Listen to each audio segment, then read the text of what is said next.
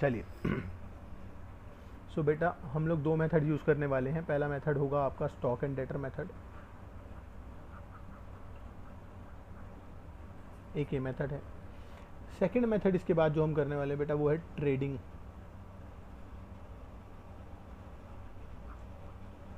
मैंने आपको last class में बताया था कि मैं इसको ट्रेडिंग मेथड बोलता हूँ, तो आप भी ट्रेडिंग मेथड से या तो बोल सकते हैं, या फिर अगर आप चाहें तो फाइनल अकाउंट मेथड भी बोल सकते हैं इसे।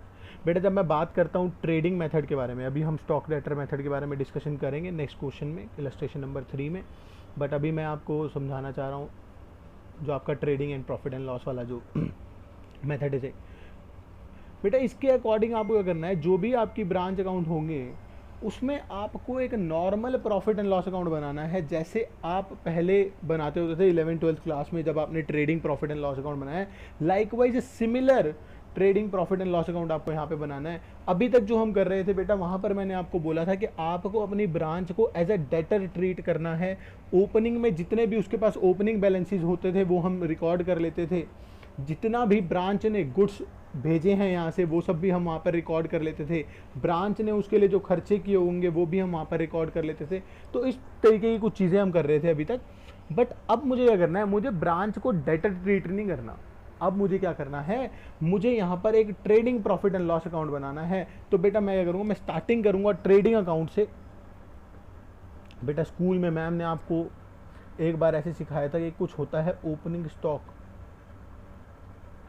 ठीक है जी। ओपनिंग स्टॉक आता है। ओपनिंग स्टॉक अगर मैं अपनी बात करूं तो बेटा बुक्स के हिसाब से मेरे को जो ओपनिंग स्टॉक गिवन था बेटा वो 40,000 रुपीज़ का गिवन था। लास्ट क्लास में मैंने आपको बताया था कि यहाँ पर इस क्वेश्चन में उन्होंने क्लियरली ये चीज़ मेंशन की है कि जो ब्रांच है वो एक तो अपने हेड ऑफिस से भी लेगी सामान, साथ ही साथ वो खुद भी परचेज कर सकते हैं। There can be direct purchase also, ठीक है जी, दे कैन परचेज इट। तो यहाँ पर क्या हो रहा है, 40,000 रुपीज़ के आपके पास टोटल जो ओपनिंग स्टॉक है वो है, जिसके दो पार्ट्स हैं, और एक पार्ट में तो है जो हेड ऑफिस है जो उनको दिया है 24,000, एक है 16,000 जो कि उन्होंने डायरेक्ट परचेज किया होगा कभी पहले। बेटा इसके बाद two goods sent to branch, बेटा इन्होंने हमें कुछ गुड्स भेजे होंगे, हमें वो देखना है कि हमारे पास कितने गुड्स आए। बेटा हमारे पास गुड्स आए हैं 40,000 रुपीज़ के, सॉरी 60,000 रुपीज़ के। तो बेटा ये 60,000 रुपीज़ के गुड्स मैं यहाँ पे रिकॉर्ड कर लूँगा। अब आप ये देख लो पहले कि क्या कोई ऐसी रिटर्न्स हैं जो शायद ब्रांच ने वापस कर दिए हों गुड्स। अगर बेटा ऐसा कुछ दे रखा है आपको क्वेश्चन में, हालांकि ये जो फर्स्ट इलस्ट्रेशन थी इसके अंदर ऐसा कोई अमाउंट गिवन नहीं था, ठीक है जी। आप देखते हो टू साइड में भी बाई साइड में भी कहीं पर भी आपको ऐसा कुछ नहीं दे रखा कि कोई भी गुड्स जो है वो ब्रांच ने वापस रिटर्न किए हों। So in case there is any return from the branch to head office, so at that point of time you have to adjust that return from here only। ये जो 60,000 है यहाँ पर आप 60,000 में ही वो चीज़ भी एडजस्ट करके लिख सकते हो। बेटा next is two direct purchases. बेटा डायरेक्ट परचेज की है आपने 45,000 रुपीज़। सर ये आप कहाँ से पिक कर रहे हो? बेटा यहाँ पर आपको 45,000 की डायरेक्ट परचेजेज दे रखी हैं। देन ये रिटर्न फ्रॉम कस्टमर्स है, बेटा इसको सेल वाले टाइम पे इस्तेमाल करूंगा। अभी जब बाय में सेल लिखूंगा ना तो वहां पर इसको एडजस्ट कर लूंगा। चलिए तो बेटा मैंने ओपनिंग स्टॉक रिकॉर्ड कर लिया है, जैसे आप 11th क्लास में अपना प्रॉफिट यहाँ पर परचेज रिकॉर्ड करते थे, मैंने अकॉर्डिंगली परचेजेज रिकॉर्ड कर ली हैं दोनों। बेटा बाय साइड में आती है सेल्स। अगर मैं सेल्स की बात करूं तो बेटा मेरे पास टोटल जो सेल यहाँ पर मेरे को नज़र आ रही है वो नज़र आ रही है मेरे को 1,75,000 रुपीज़ की, जिसमें से 3,000 की रिटर्न्स हैं। तो बेटा जो मेरे पास नेट रह जाएगी वो रह जाएगी 1,72,000 की सेल। तो 1,75,000 माइनस 3,000। बेटा और कुछ भी नज़र आ रहा है क्या? और किसी तरीके की सेल्स तो आपको नज़र नहीं आ रही क्वेश्चन के अंदर? बेटा क्वेश्चन में कैश सेल है, कैश सेल है 45,000, क्रेडिट सेल्स है 1,30,000 और मेरे पास 3,000 रुपीज़ की रिटर्न्स हैं। क्लोजिंग स्टॉक है क्लोजिंग स्टॉक बेटा अभी लिखेंगे, बिल्कुल मेंशन करूंगा, 25,000। बिल्कुल बेटा अभी मेंशन करेंगे इसको। चलिए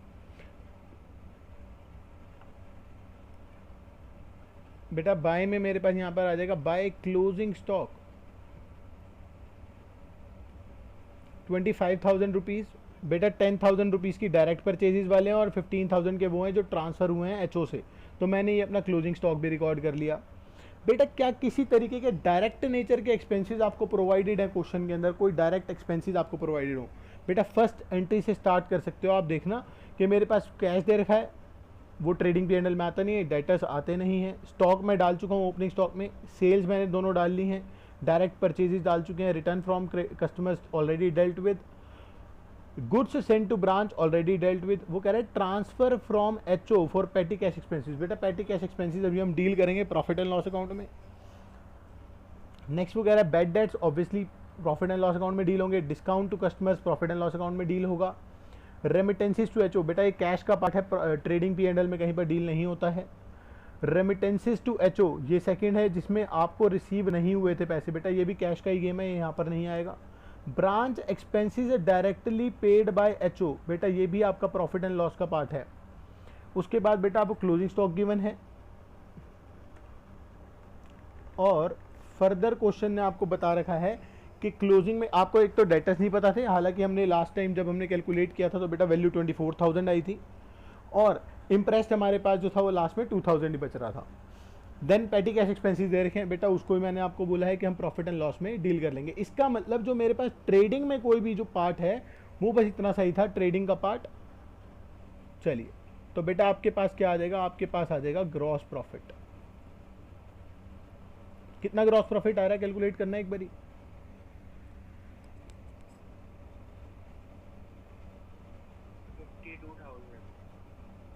52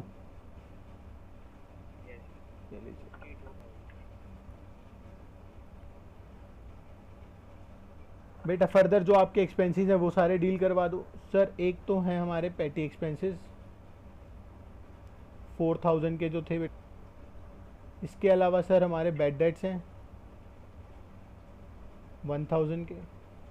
सर इसके अलावा हमारा डिस्काउंट हमने कुछ दिया हुआ है क्वेश्चन में 2,000 रुपीज़।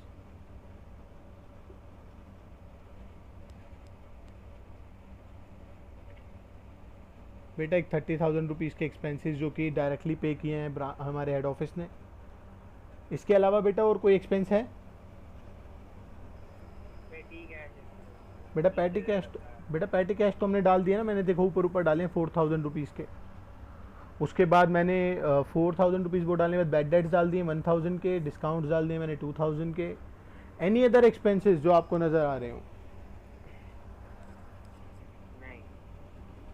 बस यही है हमारे पास। तो 30, 32 हमारे पास लास्ट क्लास में हमने निकाला था। तो बेटा अपने पास और कोई खर्चा है नहीं, बस प्रॉफिट निकाल लो बेटा। ब्रांच से कितना प्रॉफिट होने वाला है वो कहाँ चला जाएगा, वो चला जाएगा प्रॉफिट एंड लॉस में एचओ के। ठीक है जी। तो to profit transferred to general P and L ये लिखना होता है बेटा। वैसे 52,000 मेरे पास क्रेडिट साइड पे है और डेबिट साइड पे 30, 32, 33 और 37,000 है। तो बेटा 15,000 रुपीज़ का मेरे को प्रॉफिट बच गया। चलिए बेटा ये इलस्ट्रेशन नंबर 2 थी जो मैंने यहाँ पर अभी सॉल्व की है।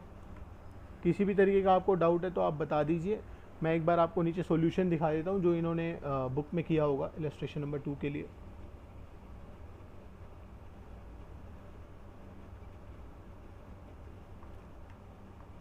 तो अपने पास 52,000 का जीपी आ रहा था एंड देन सारे एक्सपेंसेस जो हैं, एक्सपेंस फिर 30,000 discount, 2,000, 1,000 bad debt, then petty cash expenses 4,000 rupees.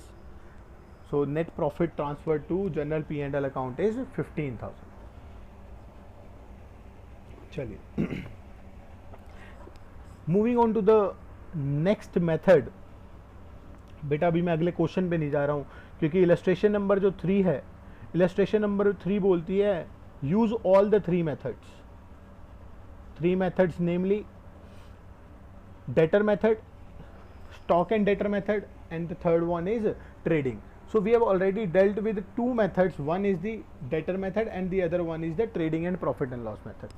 Now we will deal with the third method. The third method is stock and debtor method. बेटा इस मेथड के अंदर आपको ब्रांच का स्टॉक अकाउंट बनाना है और आपका जो ग्रॉस प्रॉफिट होगा बेटा वो यहीं से ही निकलेगा। सर ऐसे कैसे हो सकता है, स्टॉक अकाउंट में से ग्रॉस प्रॉफिट कैसे निकल जाएगा? बेटा एक बात बताओ, मैं आपको बोलता हूं कि आपके पास 4000 रुपीज़ के प्रोडक्ट हैं, एग्जाम्पल फ्रेम कर रहे हैं यहाँ पे, 4000 रुपीज़ का आपके पास ओपनिंग स्टॉक है, मैंने आपको 10,000 रुपीज़ के और परचेजेस कर लिया आपने, क्लोजिंग में आपके पास सिर्फ 3000 बच रहा है, ठीक है जी। तो बेटा बाकी जो बचा हुआ होगा ये क्या होंगी आपकी सेल्स, ऐसे ही होना चाहिए ना। वैसे तो क्या होता है, opening plus purchase minus closing, ये क्या होना चाहिए वैसे तो, कॉस्ट ऑफ गुड सोल्ड होता यही है ना ये। अब मैं आपको कह रहा हूं कि मुझे ये सब चीजें भी दे रखी हैं और ऑन दी अदर हैंड मुझे यहां पर सेल्स भी दे रखी हैं। एग्जांपल में बेटा मैं आपको बोलता हूं सेल्स मेरे को दे रखी है 15,000 की, क्या आप मुझे यहां से ग्रॉस प्रॉफिट निकाल के नहीं बता सकते क्या? बिल्कुल इजीली बता सकते हो बेटा, 15,000 की सेल्स है, मेरे पास कॉस्ट ऑफ गुड सोल्ड यहां पर आ रहा है 11,000 का, तो 4,000 रुपीज का क्या हो गया जीपी,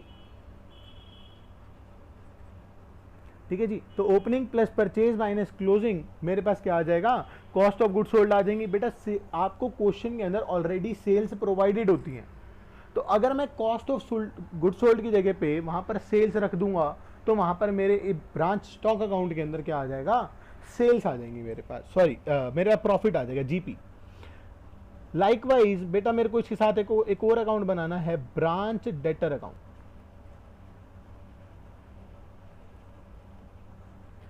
इसके अलावा मुझे एक और अकाउंट बनाना है, branch cash account.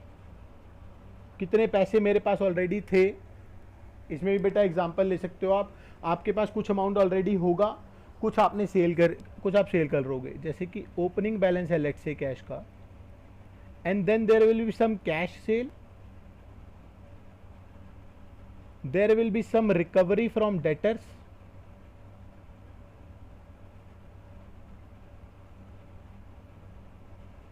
and then you will pay some amount to paid to HO, बेटा आप हेड ऑफिस को पेमेंट कर दोगे, and then there will be some remaining balance which will be the closing balance, ठीक है जी। बेटा अब इसके अलावा जो मैंने पेड टू HO लिखा है ना, इसके अलावा ऐसा भी हो सकता है कि ब्रांच ने खुद से खर्चे किए हों, ब्रांच के अपने खर्चे, अगर ब्रांच ने कुछ इस तरीके के खर्चे किए होंगे तो बेटा इन खर्चों को मैं एक और जो अकाउंट बनाऊंगा जिसका नाम होगा ब्रांच एक्सपेंस अकाउंट, यहां पर डाल दूंगा। सर हम ये अलग अलग अकाउंट्स क्यों बना रहे हैं? बेटा सेम पैटर्न फॉलो करेंगे, निकालना वही है, हमने प्रॉफिट ही निकालना है एट द एंड के ब्रांच से मेरे को क्या प्रॉफिट हुआ है, बट ये चाहते हैं कि जो तरीका हो वो थोड़ा अलग हो, ठीक है जी। लेकिन निकालना सेम चीज़ ही है, हमने निकालना यही है कि हमें हमारी ब्रांच से इस पर्टिकुलर जो हमने लेट्स से एक मंथ में हमने जितना भी हमने गुड्स भेजे हैं या फिर हमने जितना भी इनके लिए खर्चा किया है उस पर हमें कितना प्रॉफिट हो रहा है, ठीक है जी। तो हम 4-5 जो अकाउंट होंगे वो डिपेंडिंग ऑन द क्वेश्चन है, हो सकता है आपको इस क्वेश्चन के अंदर जैसे मैंने अभी आपको जो एग्जांपल्स दिए हैं ये सिर्फ स्टॉक, डेटर, कैश और एक्सपेंस के दिए हैं, मे भी हो सकता है वहाँ पर कोई और चीज़ की अगर रिक्वायरमेंट होगी तो वो भी हम क्रिएट करेंगे वो वाला अकाउंट भी, बट दैट डिपेंड्स उन क्वेश्चन टू क्वेश्चन कि वहाँ पर रिक्वायरमेंट है भी या नहीं है। चलिए बेटा बिल्कुल सिंपल, जैसे स्टॉक का, डेटर का, कैश का लेजर बनाते हैं वैसे ही यहाँ पर भी लेजर फ्रेम करेंगे, और ऐसा नहीं सोचेंगे कि कुछ अलग कर रहे हैं, कुछ ब्रांच के लिए कुछ अलग से हमें कोई ट्रीटमेंट करना है, ऐसा कुछ सोच के नहीं पढ़ेंगे।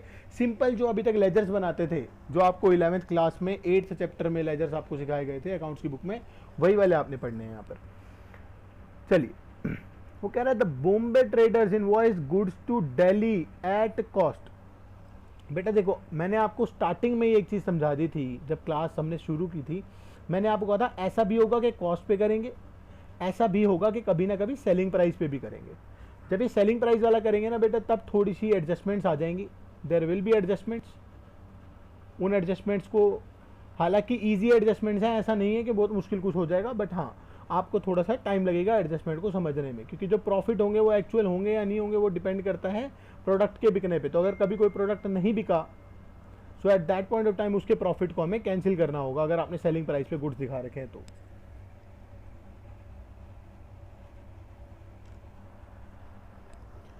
सो गोइंग फर्दर, वो कह रहा है बॉम्बे की कोई एक ब्रांच है जो कि बॉम्बे ट्रेडर्स जो है वो गुड्स इन्वॉइस करते हैं अपनी दिल्ली ब्रांच को कॉस्ट पे। सो बेटा कॉस्ट का क्वेश्चन है, कोई एडजस्टमेंट ज़्यादा करनी नहीं अभी तक, हालांकि हमने सीखी भी नहीं है कि एडजस्टमेंट्स किस तरीके से होंगी। Head office paid all the branch expenses from its bank account except petty cash expenses which were met by the branch. तो बेटा अगर छोटे मोटे कोई खर्चे होंगे वो वैसे भी ब्रांचेज ही करती हैं तो वो ब्रांच कर लेगी, अदरवाइज जो आपके खर्चे होंगे वो आपका हेड ऑफिस डायरेक्टली पे करेगा। So let's take an example, in case your branch has purchased some goods directly from someone in the market, your head office is going to pay for those goods, your branch is not going to pay for those goods. But if there is any day to day expense, any petty cash expense that has been made by the branch, so for that the branch can pay on by themselves, there is no problem with that.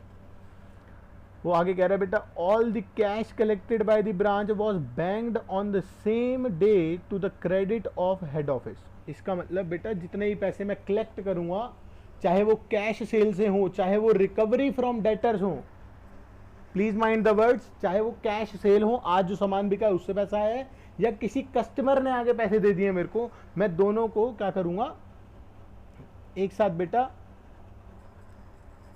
दोनों जो भी हमारी amount होंगे उनको एक साथ deposit करा दूंगा अपने हेड ऑफिस के अकाउंट में। चलिए going further, the following is a summary of transaction. जो बेटा आपको ट्रांजेक्शन है वो दे रखी हैं। मैं अब ना आपको पहले यहाँ पर देखो, इन्होंने जो सबसे पहला मेथड इस्तेमाल किया होगा, obviously they will be using branch debtor method, they will be using trading and profit and loss method. But हम लोग जो है, क्योंकि इन्होंने बेटा यहाँ पे क्वेश्चन में ऐसा बोला है, prepare branch account debtor method, then branch account branch profit and loss account method, and then branch trading and profit and loss account method. So there are different accounts, branch stock account भी बनाना है, profit and loss भी बनाना है, debtor account भी बनाना है, expense account भी बनाना है, but this is only in case of branch stock and debtor account method. चलिए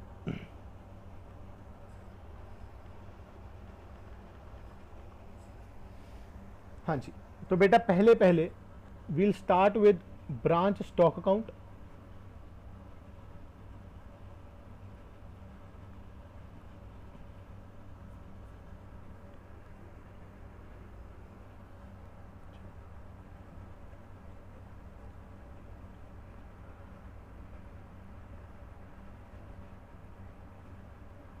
बेटा मेरे पास ओपनिंग बैलेंस जो स्टॉक का गिवन है क्वेश्चन में, वो गिवन है 7,000 रुपीज, यहां पर गिवन है।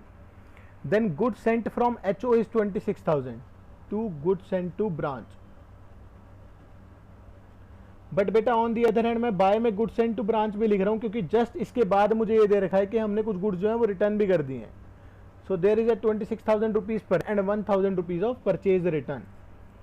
सर क्या हम इसको एक ही साइड पर 26,000 माइनस 1,000 करके 25,000 का बैलेंस नहीं लिख सकते? बेटा बिल्कुल लिख सकते हैं, कोई इशू नहीं है, सेम ही है treatment, there is no difference.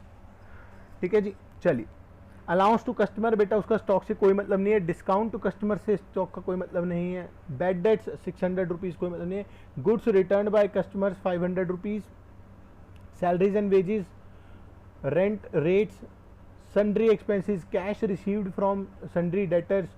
बेटा बाद में यहाँ पर दे रखा है बाय क्लोजिंग बैलेंस।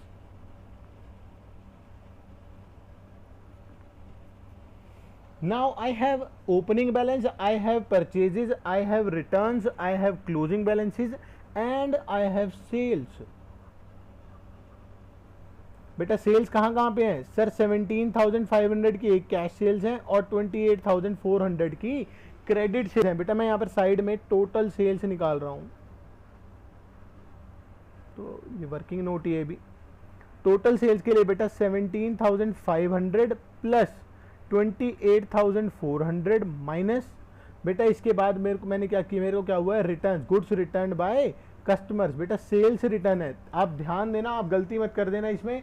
मैं किसी भी तरीके के डिस्काउंट को या किसी भी तरीके की अलाउंसेस को, किसी भी तरीके के बैड डेट्स को सेल में से एडजस्ट नहीं कर रहा हूँ।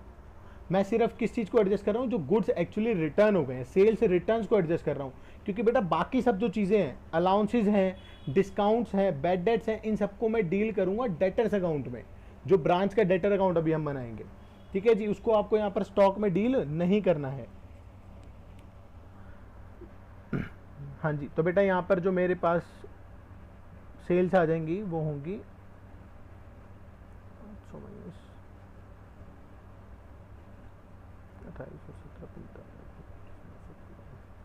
45,400, ये लीजिए।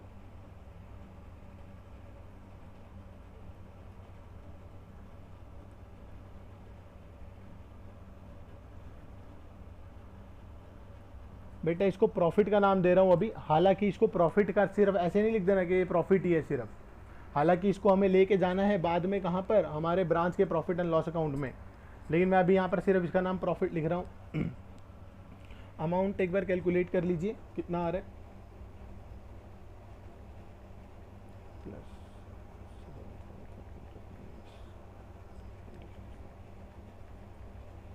बेटा ये आ रहा है 19,900 रुपीज़। तो ये आपका प्रॉफिट है जो आप बाद में कहाँ ट्रांसफ़र करोगे बेटा, branch profit and loss account में। ठीक है जी, आपको इसको यहाँ पर ट्रांसफ़र करना है बाद में।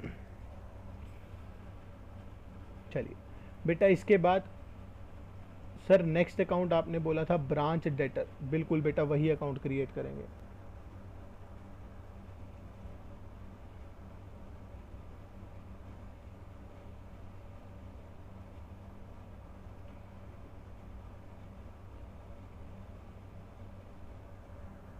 चलिए बेटा, मेरे पास फिर से कुछ ओपनिंग बैलेंस होगा। ओपनिंग बैलेंस है मेरे पास 12,600 रुपीज़।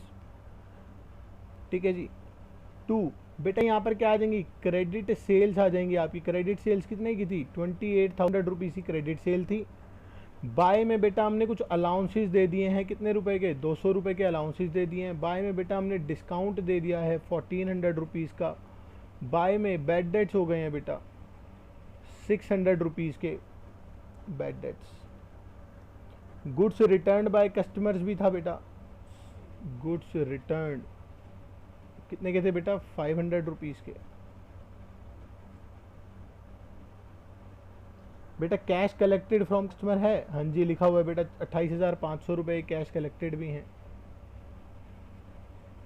बाकी बचा हुआ बैलेंस होना चाहिए।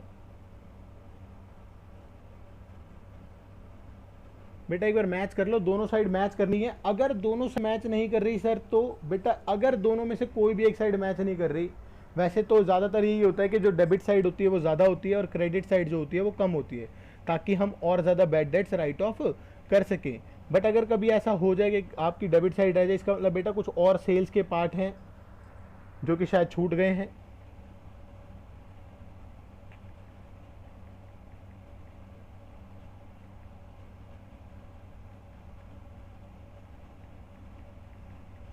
बेटा यहाँ पर दोनों जो आपकी साइड्स हैं ये मैच हो रही हैं, so there is no difference, कोई डिफरेंस नहीं है, आपकी ये दोनों साइड्स जो हैं वो कंप्लीटली मैच कर रही हैं। चलिए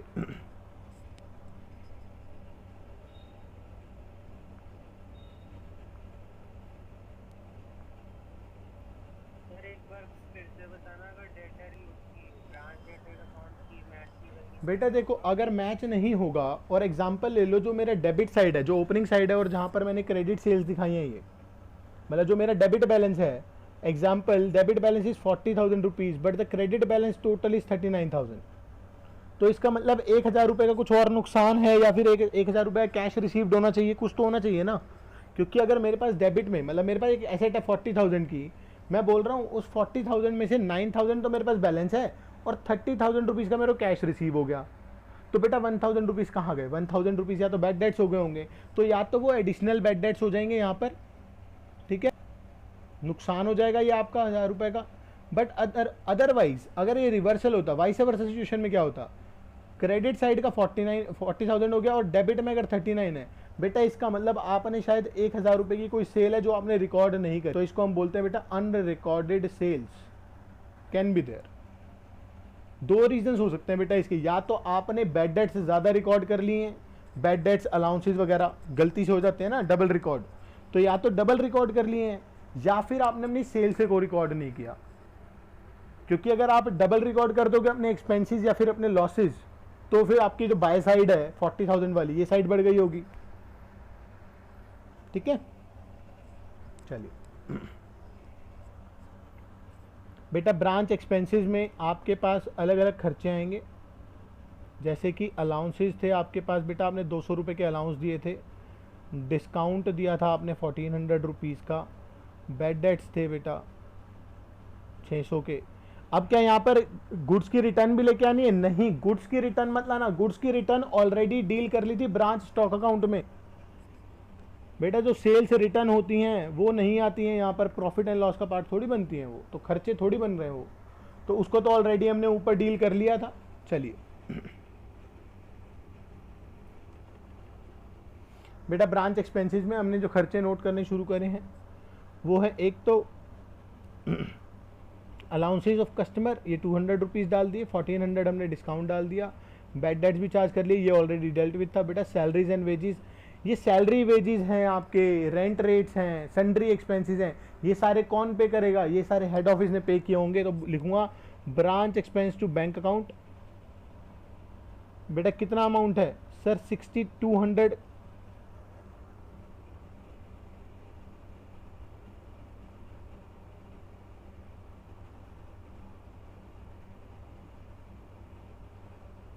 चलिए तो बेटा ब्रांच एक्सपेंसेस जो हैं हमारे, उसमें 6200 रुपीज़ के तो बेटा एक खर्चे हैं जो सैलरीज एंड वेजेस के किए हैं मेरे हेड ऑफिस ने, 1200 रुपीज़ के मेरे रेंट एंड रेट्स के खर्चे हैं, और 800 रुपीज़ के सन्ड्री एक्सपेंसेस हैं जो उन्होंने पे किए हैं। तो बेटा ये हो गए हमारे 8200 रुपीज़ जो कि मेरे हेड ऑफिस ने मेरे लिए पे किए होंगे। ठीक है जी बेटा, इसके अलावा और कोई खर्चे आपको नज़र आ रहे हैं? इसके अलावा आपको कोई और खर्चे नज़र आ रहे हैं? आपको ऊपर सारी जो चीज़ें हैं, सारी ट्रांजैक्शंस आपको ऑलरेडी समरी फॉर्म में प्रोवाइडेड हैं, एक बार आप चेक कर लीजिए अगर आपको कोई और खर्चे नज़र आ रहे हैं तो।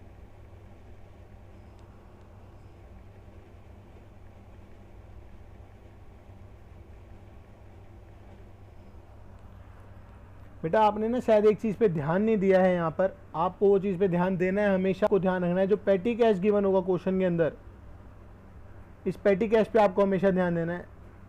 200 रुपीज़ का ओपनिंग पेटी कैश है, बट जो क्लोजिंग बैलेंस है वो बेटा 100 रुपीज़ है, इसका मतलब 100 रुपीज़ स्पेंड किए होंगे इन्होंने कहीं ना कहीं।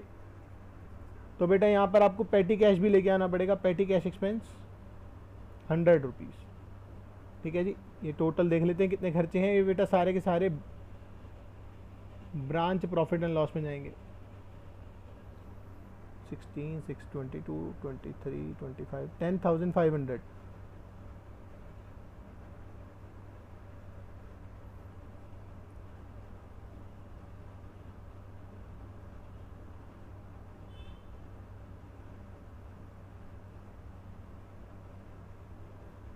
बेटा 10,500 रुपीज़ के खर्चे हैं।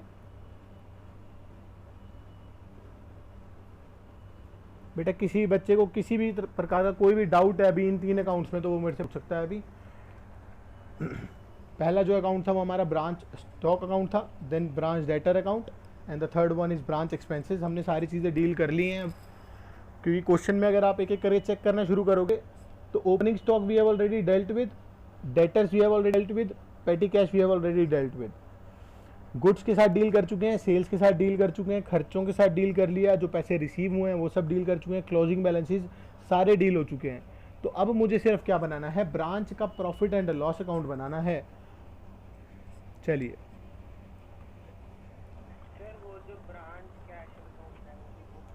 बेटा ब्रांच कैश अकाउंट बना लेते हैं, अभी तो बनाया है वैसे तो साइड में ना छोटा सा, ये लो ब्रांच पेटी कैश अकाउंट बना रहे हैं। ओपनिंग कितना है आपके पास? 200 रुपये। क्लोजिंग कितना है आपके पास? 100 रुपये। सर बाकी 100 रुपये का खर्चा हो गया, तो बेटा ब्रांच एक्सपेंस अकाउंट के नाम से ब्रांच एक्सपेंस 100 रुपीज़ बुक कर लो। ये लो कैश अकाउंट भी बना दिया मैंने। इसको वैसे एक स्टेटमेंट फॉर्म में बनाया था, ये लेजर फॉर्म में हो गया यहाँ पे।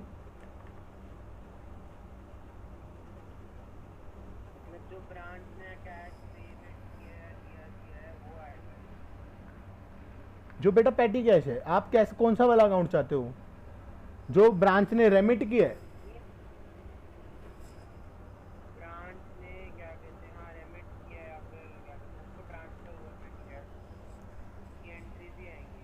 बेटा अगर अगर ऐसा हुआ होगा, अगर कभी भी ऐसा होगा कि इन्होंने क्वेश्चन में हमें ऐसी कोई चीज़ प्रोवाइड की है जहाँ पर ये कह रहे हैं कि जी हमें इतने पैसे रिसीव हुए, जैसे मैं लास्ट क्वेश्चन का बना दूँ यहाँ पे एक बारी, जो लास्ट क्वेश्चन था हमारा, अगर मैं उसके अकॉर्डिंग चलूँ भाई, तो अपने पास क्या था उस टाइम, 2000 रुपीज़ का ओपनिंग था, ठीक है ना। तो बेटा यहाँ पर जब आप बात करोगे तो आप यहाँ पर बात करोगे टू बैंक 4000। सर बैंक क्यों करेंगे, ये तो कॉन्ट्रा एंट्री हो जाएगी हमारी। बेटा कंपनी के हिसाब सोचो, मैं हेड ऑफिस हूँ, मैंने अपनी ब्रांच को पैसा दिया है, बेटा वो पैसा भी तो मेरा ही है, वो कल को मेरे ही स्टॉक में खड़ा हो जाएगा पैसा, मेरे सॉरी एसेट में, मेरा ही करंट एसेट है ना। तो मैं क्या करूँगा, cash account debit to bank डाल दूंगा, यहाँ पे 6000 रुपये हो जाएंगे, और बेटा बाय में ब्रांच के एक्सपेंसिस करके 4000 खर्चा कर लूँगा और 2000 क्लोजिंग छोड़ दूंगा, अगर ऐसा कुछ हुआ होता। बट करंट सिचुएशन क्या है क्वेश्चन की, क्वेश्चन ने आपको बोला है कि हमारे पास 100 रुपये ही थे, 200 रुपये थे और 100 का खर्चा हो गया और 100 रुपये बच गए, पैसे आए नहीं है इस क्वेश्चन में कहीं से। अच्छा, और जो ब्रांच अगर हेड ऑफिस को ट्रांसफर कर रहा है वो भी इसमें नहीं आएगा? नहीं नहीं बेटा वो अलग, नहीं नहीं नहीं, वो अगर आप देखो मैं आपको बताता हूँ, यहाँ पर क्वेश्चन ने हमें ऐसी कोई चीज़ें दी हैं क्या, क्वेश्चन ने बेटा बताया नहीं हुआ ना। आप एक चीज़ बेटा ध्यान से नोटिस करो, क्वेश्चन बेटा क्वेश्चन में एक छोटी सी चीज़ ना आप नोटिस करो, क्वेश्चन ने आपको रेमिटेंस का पैसा नहीं बताया हुआ, क्वेश्चन ने सिर्फ आपको ये बताया हुआ है कि मेरे पास कितनी क्रेडिट सेल है, क्या ओपनिंग बैलेंस है, क्या क्लोजिंग बैलेंस है। ना मेरे पास प्रॉपर कैश का कोई अकाउंट है यहाँ पर, ना ही मेरे पास कोई कितना मैंने जो रिसीव किया वो बैलेंस तो है मेरे पास, you can easily see the balance that you have received, see, but you don't have the balance that you have remitted to your branch. So इसका मतलब जो पैसा आया होगा वो वैसे के वैसे चला गया होगा। बेटा ऊपर क्वेश्चन ने यही बात बोली है ना, अगर आप पैटी कैश के साथ साथ दूसरे कैश अकाउंट बनाना चाहते हो ना, नॉर्मल कैश अकाउंट, मैं यहाँ पे लिख दूं, बेटा कंफ्यूजन हो रही है आपको मेरे ख्याल से, बेटा this is petty cash account, और जिस कैश अकाउंट की आप चर्चा करने जा रहे हो ना वो अलग कैश अकाउंट है। मैं यहाँ पर इस क्वेश्चन के लिए फ्रेम कर रहा हूँ, हालांकि बेटा क्वेश्चन की रिक्वायरमेंट नहीं है, बट हम सेवा कर रहे हैं तो ठीक है, कोई बात नहीं। ये लीजिए बेटा, ये ब्रांच का जो एक्चुअल कैश होगा ना, जहां पर वो सेल्स से कलेक्ट करता होगा, तो मैं ऐसा लिखूंगा, ओपनिंग मेरे को गिवन नहीं है तो बेटा 0, 2 में कैश सेल्स 17,500 रुपये शायद दे रखी है यहाँ पे, 2 यहाँ पर लिखूंगा ब्रांच डेटर अकाउंट, डेटर से कलेक्शन हुई थी ना 28,500, और उसने क्या बोला था, सारा का सारा पैसा उठा के किसको दे देते हैं वापस, हमारे जो हेड ऑफिस है उसको। तो ये लो बेटा दे दो इनको, कोई फर्क थोड़ी पड़ रहा है हमें, बाय बैंक, एचओ के बैंक में जाके पैसा जमा हो जाएगा ये पूरा का पूरा।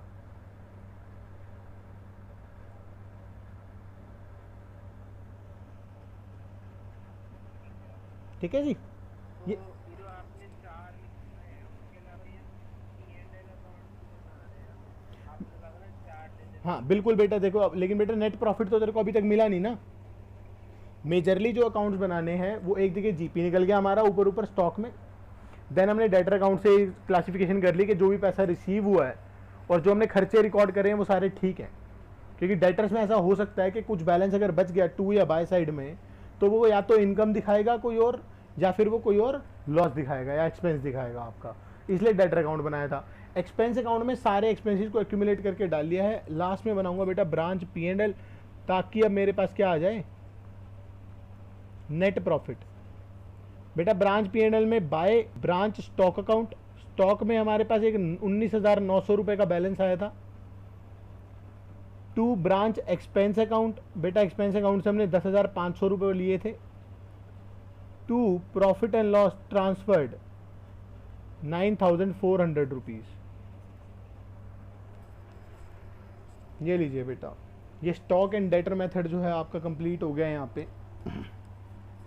तो स्टॉक एंड डेटर मेथड में मैंने स्टार्टिंग की थी, पहले एक स्टॉक अकाउंट बनाया, उस स्टॉक अकाउंट से जीपी निकल गया मेरे पास। देन मैंने डेटर मेथड का सिर्फ इस्तेमाल इसलिए किया बनाने के लिए, हालांकि मेरे अकाउंट्स मैच हो गए, बट अगर इन केस नहीं होते तो मुझे या तो कोई अब नॉर्मल नेचर की अनरिकॉर्डेड कोई इनकम मिलती या कोई अनरिकॉर्डेड एक्सपेंस मिलता। तो मुझे कोई अनरिकॉर्डेड इनकम या एक्सपेंस ढूंढने के लिए अपना डेटर का अकाउंट क्रिएट करना पड़ेगा। देन सारे एक्सपेंसेस को उठा के मैंने ब्रांच एक्सपेंस अकाउंट का एक अकाउंट बनाया और वहां से मैं इनको कहाँ ले आया, ब्रांच P&L अकाउंट में।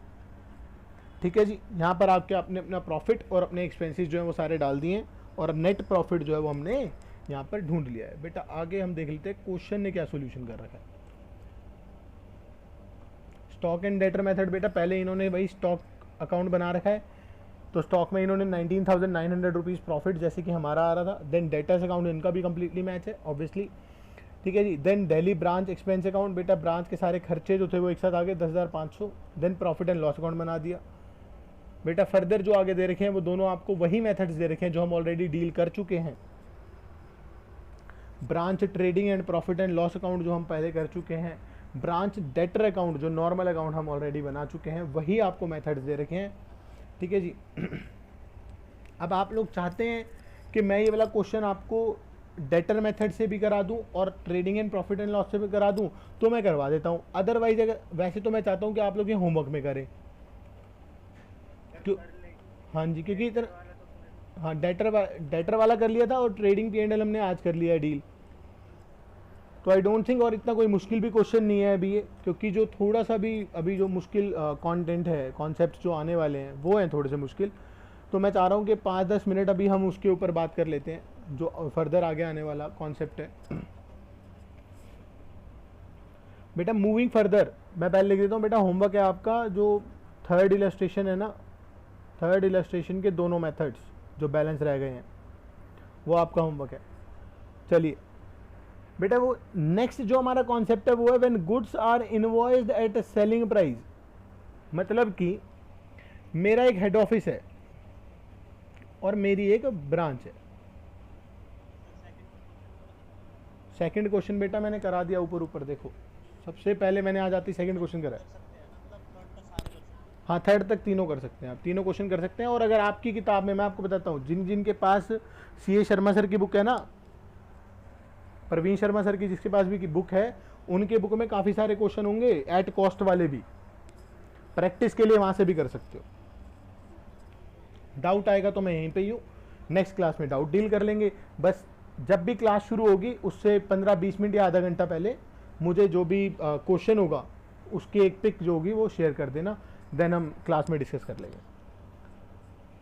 चलिए बेटा जो नया कॉन्सेप्ट हम पढ़ने वाले हैं उसके अंदर वो बोल रहे हैं कि हेड ऑफिस जो है वो अभी तक तो क्या कर रहा था, ब्रांच को जब भी प्रोडक्ट ट्रांसफर कर रहा था, तो एग्जांपल लेते हैं मेरे पास एक्स प्रोडक्ट है जिसकी कॉस्ट 100 रुपीज़ है।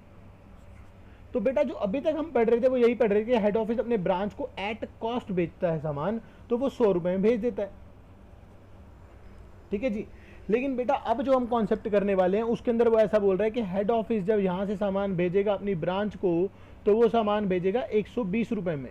इसका मतलब 100 + 20, बेटा दिस 20% इज नॉट फिक्स्ड, ये तो एक प्रॉफिट है, जो कि मैं क्या कह रहा हूँ कि जी प्रॉफिट आपको जो है रिकॉर्ड करना पड़ेगा कि भैया मेरा 100 रुपये का मेरा प्रोडक्ट है, मैं चाहता हूँ कि 20 रुपीज़ का प्रॉफिट मैं ऑलरेडी यहाँ से रिकॉर्ड करके उनको भेजूँ।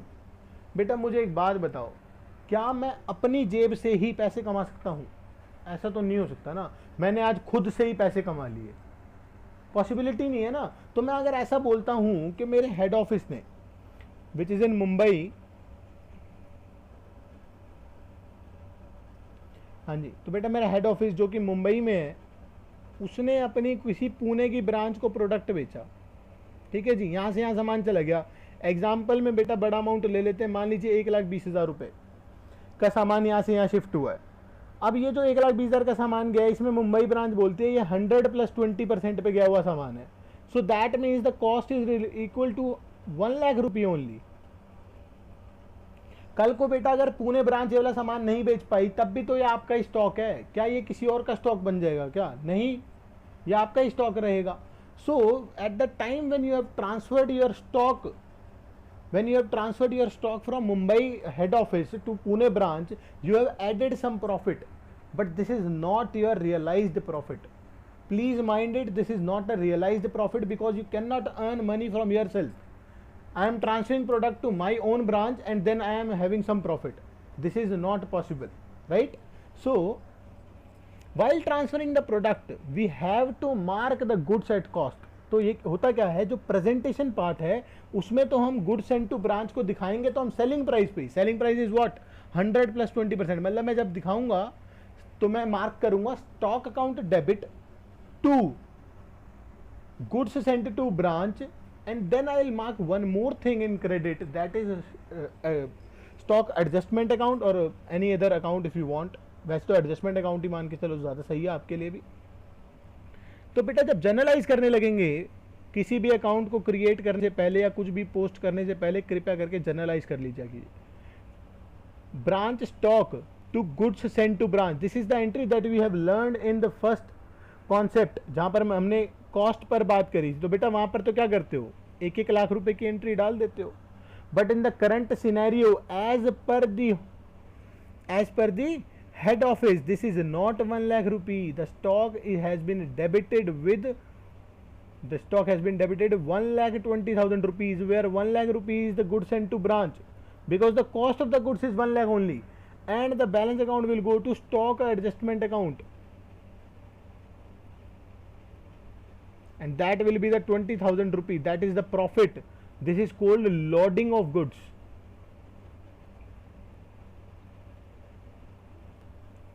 तो जितना भी मेरा प्रॉफिट मार्जिन होगा उसको मैं क्या करूंगा, उसको मैं सेपरेटली दिखाऊंगा अपने अकाउंट के अंदर। मैं डेबिट तो 1,20,000 से ही करूंगा इसको, but when I will credit that account, the stock account, I will credit it with two things. One is the goods sent to branch, that is rupees 1 lakh rupee, and the other thing will be stock adjustment, right. So this can be done. Sir ऐसा करना क्यों जा रहे हैं बेटा, as per accounting standard 2 valuation of inventory,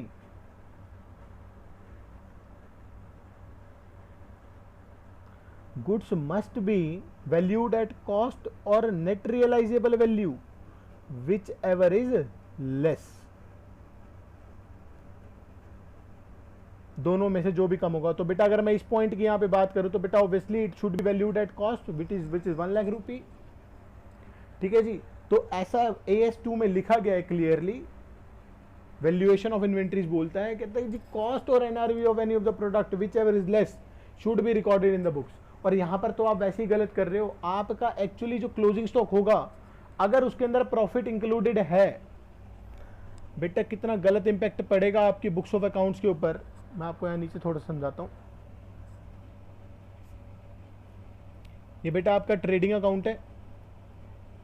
अब मैं आपसे कह रहा हूँ ये जो आपका ओपनिंग स्टॉक है इसका तो चलो ठीक है, जो भी अमाउंट पे होगा ये मान लेते हैं, इसमें प्रॉफिट इंक्लूड नहीं था, ओपनिंग स्टॉक में कोई प्रॉफिट नहीं था। बट अगर मान लीजिए मैं कह रहा हूँ क्लोजिंग स्टॉक में प्रॉफिट इंक्लूडेड है,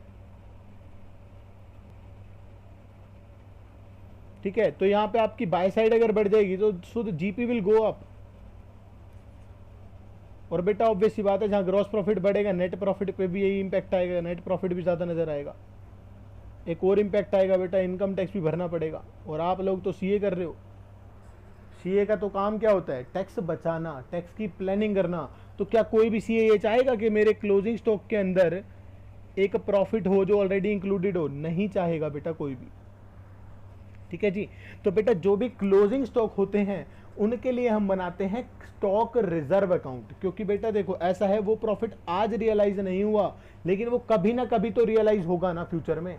तो मैं क्या करूंगा, मैं अपनी एसेट में जो स्टॉक नजर आ रहा है उसको दिखाऊंगा तो एट कॉस्ट ही दिखाऊंगा, तो मैं विदाउट प्रॉफिट ही, ठीक है जी। तो मैं रिड्यूस करके जो बैलेंस होगा उसको कहाँ ले जाऊंगा, उसको एक स्टॉक रिजर्व में ले जाऊंगा। ये हालांकि ये सारी चीज़ें हम डिस्कस करेंगे बेटा नेक्स्ट क्लास में, आज की क्लास में ये सब डिस्कस नहीं करेंगे। नेक्स्ट क्लास में हम लोग ये जो सारा जो मैंने अभी आपको बताया है कि जितने भी प्रोडक्ट होंगे इनको आप जब ट्रांसफ़र करते हो और अगर आपने इसको सेलिंग प्राइस पर ट्रांसफ़र किया है, then at that point of time जो भी आपका प्रॉफिट का अमाउंट होगा उसको आपको एडजस्ट करना पड़ेगा। और इसके लिए हम अलग से एक ब्रांच स्टॉक एडजस्टमेंट जो होगा उस अकाउंट का यूज़ करेंगे, और इसी स्टॉक एडजस्टमेंट अकाउंट से ही आपके पास जो GP वगैरह होंगे वो क्लियरली आपको नज़र आ जाएंगे, कोई दिक्कत नहीं होगी। चलिए बेटा आज की क्लास को यहीं पे स्थगित कर रहे हैं, बाकी पढ़ेंगे हम लोग नेक्स्ट क्लास में। नेक्स्ट क्लास होगी आपकी संडे को, टाइमिंग्स ग्रुप में मैं आपको इंटीमेट कर दूंगा।